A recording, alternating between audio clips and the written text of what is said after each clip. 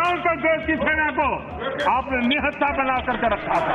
इतिहास गवाह है, कांग्रेस पार्टी रक्षा सौदों में दलाली के बिना काम कर ही नहीं।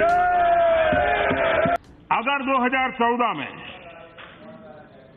उसके बाद भी देश की जनता ज्यादा समझदार है, इसलिए गलती नहीं करती, लेकिन 2014 के बाद भी यूपीए की सरकार बनी होती तो देश का गौरव तेजस लड़ाकू विमान वह जमीन पर ही खड़ा होता, वहां पार्किंग किया कर पड़ा होता, वो हवा में नहीं जाता। 2016 में जुलाई में हमने 45 स्क्वाड्रन में शामिल किया और 83 तेजस विमान खरीदने को हमने स्वीकृति दे दी। आपको इसकी चिंता नहीं थी? आप सेना ताकतवर हो ये आपने कभी सोचा नहीं। देश की रक्षा कर रहे जवानों के लिए आपकी इतनी संवेदनहीनता क्यों थी? आपने क्यों कांग्रेस ने पिछली सरकार ने 10 साल में सेना, वायुसेना, नेवी उसकी आवश्यकताओं को नजरअंदाज क्यों किया? कल्पना कीजिए उस समय अगर कोई हमारे दुश्मन देशों ने हरकत की होती तो आज देश कहां खड़ा होता? आपने इतना क्रिमिनल नेग्लिजेंस किया हुआ है और देश इसको कभी माफ नहीं कर सकता। आज आवश्यकता है जिस प्रकार से वातावरण के बीच में हम रह रहे हैं, हमारी सेना का आधुनिकीकरण होना चाहिए और उसके लिए मुझे ये बताइए 3 दशक हो गए, क्या कारण है देश ने एक भी नेक्स्ट जनरेशन फाइटर प्लेन हमारी सेना के हाथ में नहीं दिया? Not a single in 30 years. जबकि हमारे पड़ोस में हर प्रकार से युद्ध सामर्थ्य बढ़ता चला जा रहा है, लेकिन क्या देश की सुरक्षा का इसलिए देश के साथ विश्वासघात नहीं था? क्या इसकी कोई जिम्मेवारी नहीं है? दादा को राफेल के लिए सुनना है ना? एक आरोप का जवाब निर्मला जी ने गिन गिन करके दिया। सुप्रीम कोर्ट ने हर पहलू को तलाश करके देखा है और सवाल ये है कि कांग्रेस पार्टी नहीं चाहती है कि देश की सेना के हाथ में हमारी वायुसेना मजबूत हो। मैं गंभीर आरोप लगा रहा हूं, कांग्रेस पार्टी चाहती नहीं है कि हमारी वायुसेना मजबूत हो। 30 साल तक देश की सेना को आपने निहत्था बना करके रखा था। इतिहास गवाह है, कांग्रेस पार्टी रक्षा सौदों में दलाली के बिना काम कर ही नहीं। मैं कभी सोच रहा था ये राफेल को लेकर के ये झूठ भी इतने कॉन्फिडेंस से क्या बोलते हैं, ये मैं सोचता था। तो जब मैं डिटेल देखने लगा तो मुझे पता चला कि वो ये मान के चले हैं कि पिछले 55 साल में सत्ता भोग के काल में एक भी रक्षा सौदा बिना दलाली हुआ ही नहीं। कहां से कोई चाचा, कोई मामा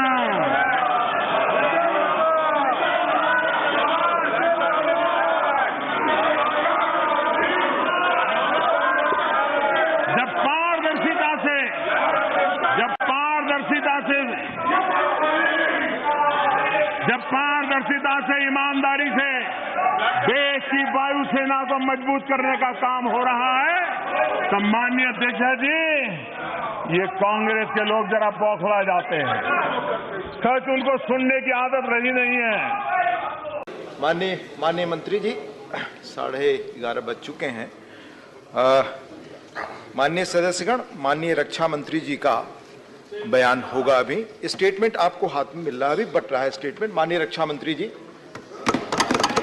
अरे प्लीज स्टेटमेंट मिल रहा, प्लीज नो माननीय रक्षा मंत्री जी, आप कॉल रक्षा मंत्री जी, नो माननीय रक्षा मंत्री जी अपना बयान। आदरणीय उपसभापति महोदय, मैं इस गरिमामयी सदन को अरुणाचल प्रदेश के तवांग सेक्टर में हमारी सीमा पर 9 दिसंबर 2022 को हुई एक घटना के बारे में अवगत कराना चाहूंगा। उपसभापति महोदय, 9 दिसंबर 2022 को चाइनीज पीएलए ट्रुप्स ने तवांग सेक्टर के यांगसे एरिया में लाइन ऑफ एक्चुअल कंट्रोल पर अतिक्रमण कर स्टेटस को एक तरफा बदलने का प्रयास किया। चाइना के इस प्रयास का हमारी सेना ने दृढ़ता के साथ सामना किया। सभापति और सदन को यह भी बताना चाहूंगा, इस फेस ऑफ में हाथापाई भी हुई और भारतीय सेना ने बहादुरी से पीएलए को हमारी टेरिटरी में अतिक्रमण करने से रोका और उन्हें उनकी पोस्ट पर वापस जाने के लिए मजबूर कर दिया। इस झड़प में दोनों ओर के सैनिकों को कुछ चोटें आई हैं। उपसभापति महोदय, मैं इस सदन को यह बताना चाहता हूं कि हमारे किसी भी सैनिक की न तो मृत्यु हुई है और न ही कोई गंभीर रूप से घायल हुआ। इंडियन मिलिट्री कमांडर्स के टाइमली इंटरवेंशन के कारण पीएलए सोल्जर्स अपनी लोकेशंस पर वापस चले गए और इस घटना के पश्चात एरिया के लोकल कमांडर ने 11 दिसंबर 2022 को अपने चाइनीज काउंटर पार्ट के साथ स्थापित व्यवस्था के तहत एक फ्लैग मीटिंग भी की और इस घटना पर चर्चा की। चीनी पक्ष को इस तरह के एक्शंस के लिए मना किया गया और सीमा पर शांति बनाए रखने के लिए उन्हें कहा गया। इस मुद्दे को चीनी पक्ष के साथ कूटनीतिक स्तर पर भी उठाया गया है। उपसभापति महोदय, मैं इस सदन को आश्वस्त करना चाहता हूं कि हमारी सेनाएं हमारी भौमिक अखंडता को सुरक्षित रखने के लिए पूरी तरह से प्रतिबद्ध हैं और इसके खिलाफ किसी भी प्रयास को रोकने के लिए सदैव तत्पर है। मुझे विश्वास है कि यह सदन हमारी सेनाओं की वीरता और साहस को एक स्वर से समर्थन देगा और अध्यक्ष महोदय, मैं आश्वस्त हूं कि यह संसद बिना किसी संशय के भारत की सेना की क्षमता, शौर्य, पराक्रम और प्रतिबद्धता का भी अभिनंदन करेगी। धन्यवाद।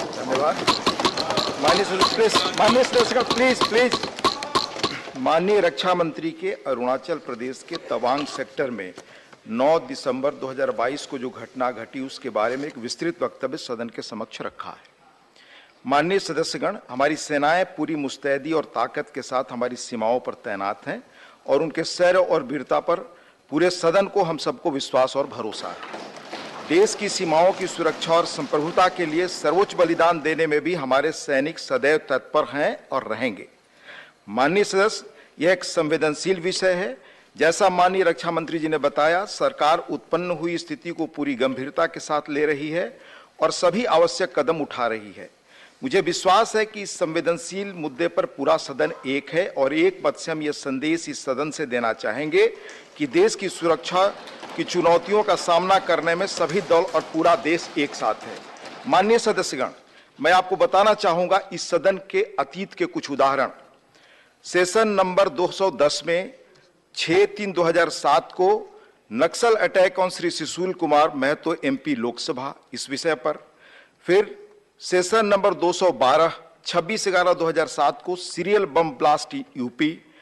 फिर सेशन नंबर 215 13/3/2009 को फॉलोअप मुंबई टेररिस्ट एक्ट। फिर 215 सेशन में 18/2/2009 को सिचुएशन इन श्रीलंका। इन संवेदनशील विषयों को देखते हुए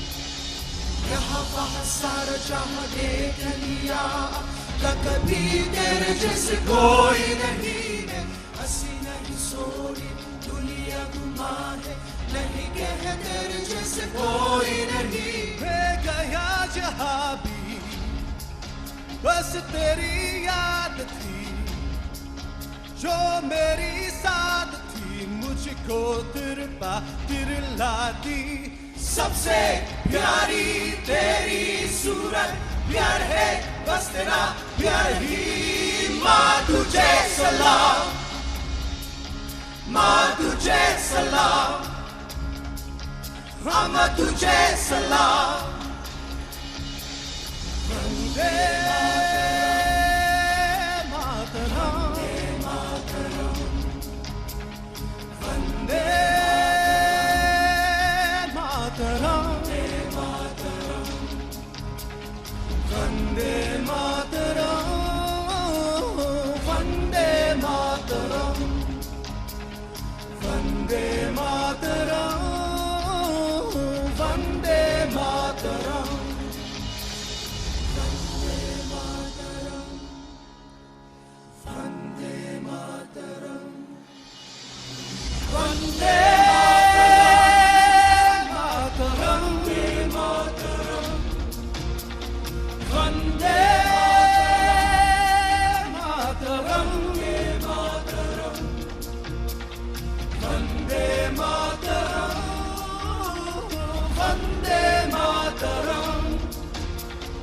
वंदे